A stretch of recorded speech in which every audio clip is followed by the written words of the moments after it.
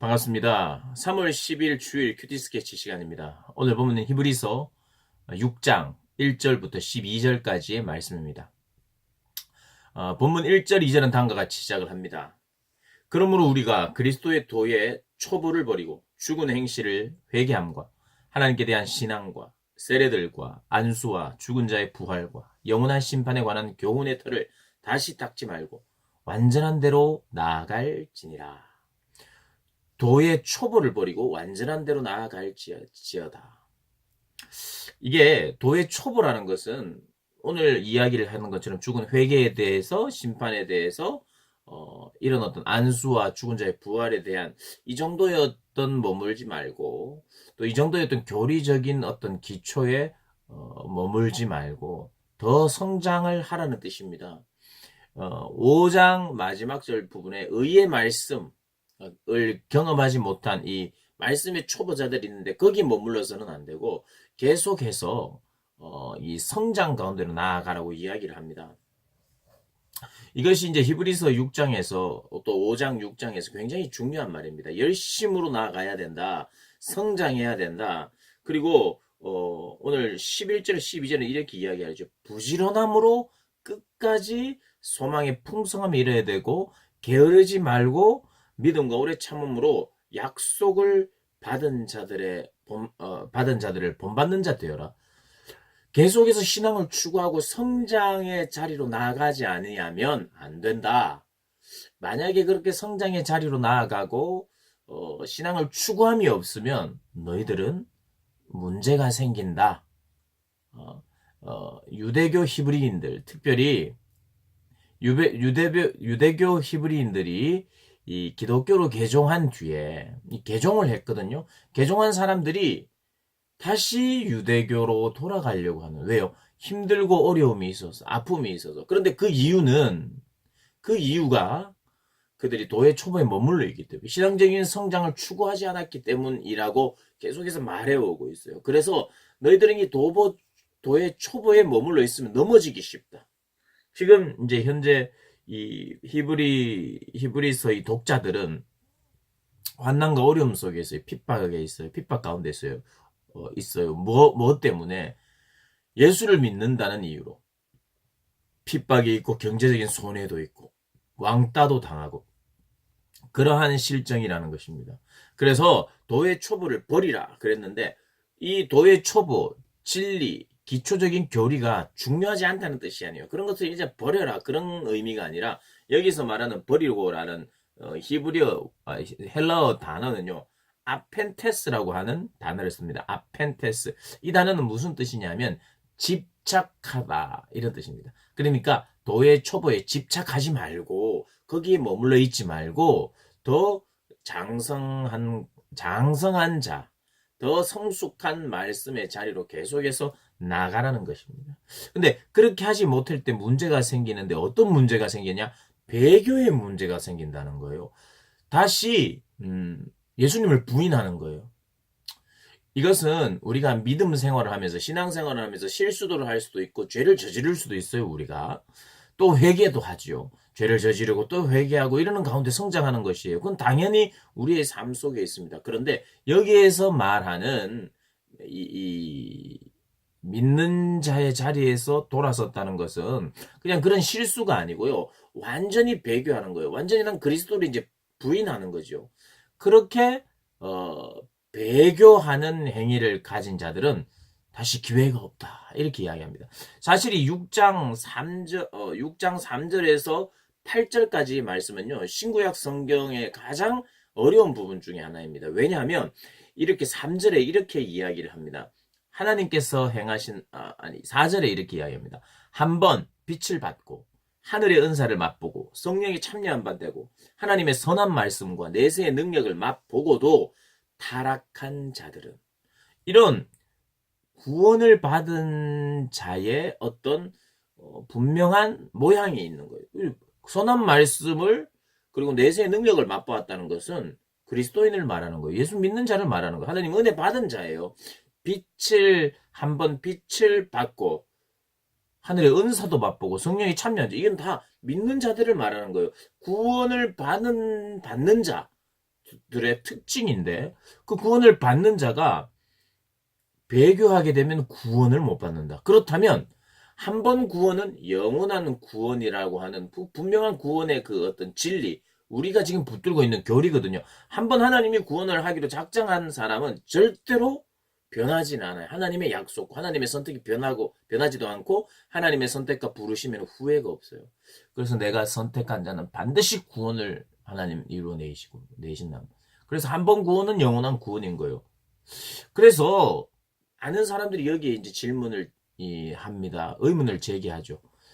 분명히 구원받은 자인데 받은 자, 예수님을 영접한 자도 예수님을 배교할 수 있는가? 그리고 결국에는 지옥 백성이 되는가라는 질문을 하는. 그래서 어떤 교단은 맞다. 그렇게 할 수 있으니까 조심해야 된다. 한 번 구원은 영원한 구원이 아니다. 그 사람의 끝을 봐야 된다. 그리고 이야기해요. 그래서 한 번 예수님을 영접했다고 해서 구원을 확신하고 이러면 안 된다. 내 삶 속에 그렇게 계속해서 구원의 확신 없이 두렵고 떨림으로 하나님 앞에 나는 구원 못 받을 수도 있다는 마음으로 그렇게 살아야 된다. 이렇게 이야기하는 분들도 있어요. 그러나 이 본문은 그런 의미가 아니에요. 교리적 선언이 아니에요. 여기는 목회적 권면이에요. 두 가지 의미인데요. 하나는 이미 떠나간 사람, 배교한 사람들은 그들에 대해서 그들의 신앙이 참된 것이 아니었다. 그리고 그들이 뭐라고 말할지언정, 뭐 선한 말씀, 뭐 그런 의의 열매들, 뭐 이렇게 겉모습이나 그들의 변화된 것이 있었다 할지라도 지금 완전히 배교한 것을 보면 배교했다면 그는 하나님의 백성이 안 된다라는 말인 거예요. 배교했다면. 그럼 예수 믿으면 배교할 수 있는가를 이렇게 질문할 수 있는데 오늘 그걸 이야기하는 것이 아니고 하나님의 구원, 하나님의 선택에는 그 어떤 사람도 여기에 토를 달 수가 없어요.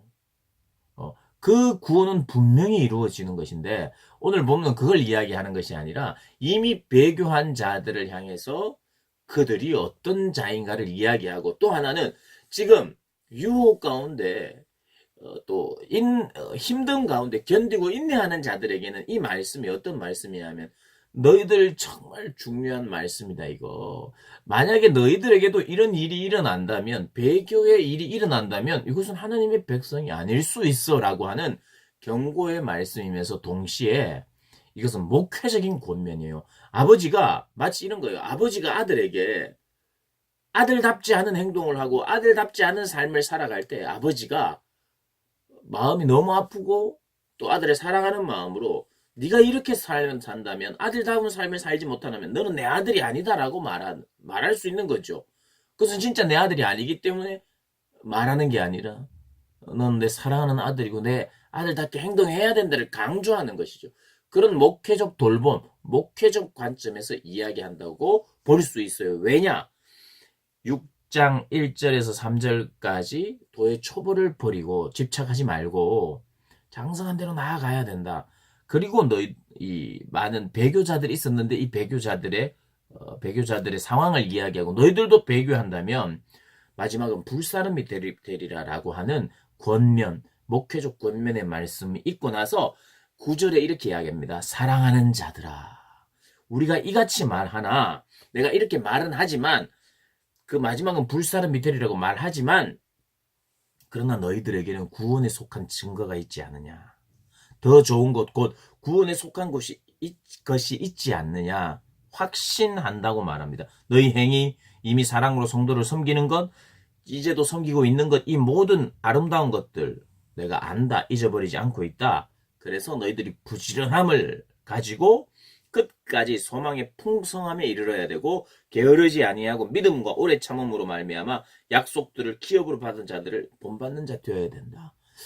그래서 이게 이 6장 1절부터 쭉 문맥을 보면 한 번 구원받았다고 할지라도 너희가 예수를 영접했다고 할지라도 그 구원은 취소될 수 있어. 알았지? 이 말을 하는 게 아니라 사랑하는 자녀들에게 성장할 것과 이 힘든 상황 속에서 배교하지 않고 주를 더 바라야 된다는 것과 소망을 굳게 붙들어야 된다는 것과 내가 너희들이 이미 아름다운 것 선한 행위를 아는데 너희들이 그것을 유지해야 한다. 이런 문맥적 흐름 속에 이런 메시지가 담겨 있다는 거예요. 사랑하는 우리 고등부 학생들 그리고 성도 친구 우리 선생님들 이 내용을 보면서 그러한 맥락을 따라서 묵상하시고 결국에는 내가 계속해서 신앙적인 추구함이 없으면 이것은 신앙생활을 못하는 겁니다. 사실은.